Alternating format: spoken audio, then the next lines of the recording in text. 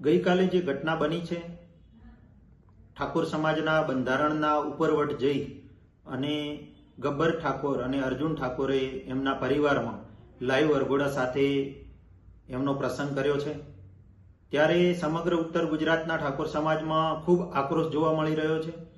દિયોદરની ઓગળજીની ધરતી ઉપર ઠાકોર સમાજના તમામ રાજકીય નેતાઓ, ધાર્મિક સંતો, મહંતો, સામાજિક અગ્રણીઓની હાજરીમાં 16 મુદ્દાનું બંધારણ નક્કી કરવામાં આવ્યું હતું. આ બંધારણનું પાલન સમગ્ર ઉત્તર ગુજરાતના ઠાકોર સમાજે ચુસ્તપણે પાલન થઈ શકે એના માટેના પ્રયત્નો કર્યા હતા. બંધારણના અમલ પછી ઉત્તર ગુજરાતના ઠાકોર સમાજના અનેક પરિવારોમાં પ્રસંગો થયા. એ બંધારણ મુજબ બંધારણની મર્યાદામાં રહીને દરેક લોકોએ પ્રસંગ પૂરા કર્યા છે. એ નાના પરિવારો હોય, મોટા હોય, સામાજિક હોય કે રાજકીય અગ્રણીઓ હોય, દરેકે આ 16 મુદ્દાના બંધારણની મર્યાદામાં રહી અને ઠાકોર સમાજના બંધારણનું પાલન કરી અને પોતાના પ્રસંગો પૂર્ણ કર્યા છે. પરંતુ ગઈકાલે જાંબડિયા, ડીસા તાલુકાના જાંબડિયા ખાતે અર્જુન ઠાકોર અને ગબ્બર ઠાકોર જે કલાકાર તરીકે ઓળખાય છે, એમના પરિવારમાં પ્રસંગ હતો. તો એમણે લગ્ન પ્રસંગમાં લાઈવ ડીજે સાથે વરઘોડો કાઢી અને ઠાકોર સમાજના બંધારણને ઉપરવટ જઈ અને એમનો પ્રસંગ કર્યો છે. બંધારણનું ઉલ્લંઘન કર્યું છે, બંધારણને માન્ય રાખ્યું નથી. ત્યારે સમગ્ર ઉત્તર ગુજરાતના ઠાકોર સમાજમાં ખૂબ આક્રોશ છે. આ લોકોએ જે સમાજને ઉપરવટ જઈ અને પોતાનો પ્રસંગ કર્યો છે, તો એમાં કડકમાં કડક કાર્યવાહી કરવામાં આવશે.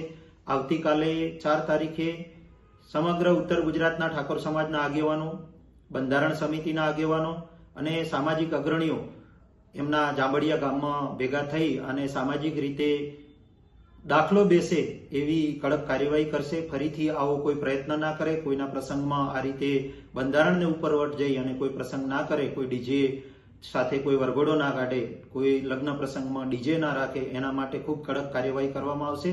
અનેક લોકોની માગણી હતી કે લગ્ન પ્રસંગોમાં ડીજે ચાલુ રાખવામાં આવે, પણ 26મી જાન્યુઆરી રાત્રે ઠાકોર સમાજનું મહાસંમેલન થયું. એમાં સ્પષ્ટ સંદેશ આપી દેવામાં આવ્યો હતો કે ભાઈ બંધારણનો અમલ થઈ ચૂક્યો છે. 4 જાન્યુઆરી 2027ના દિવસે ફરી બંધારણના દિવસે સમગ્ર ઠાકોર સમાજ ભેગો થશે. ત્યારે સમાજના સલાહ સૂચન લઈ અને આગળનું કઈ રીતે કરવું એના નિર્ણય કરવામાં આવશે. પરંતુ હાલ પૂરતું ચુસ્તપણે ઠાકોર સમાજને આ બંધારણનું પાલન કરવાનું રહેશે, આવો સ્પષ્ટ સંદેશ આપવામાં આવ્યો હતો. છતાં પણ અર્જુન ઠાકોર અને ગબ્બર ઠાકોરે આ બંધારણનું ઉલ્લંઘન કર્યું છે, તો એમના વિરુદ્ધમાં કડકમાં કડક કાર્યવાહી થવી જ જોઈએ.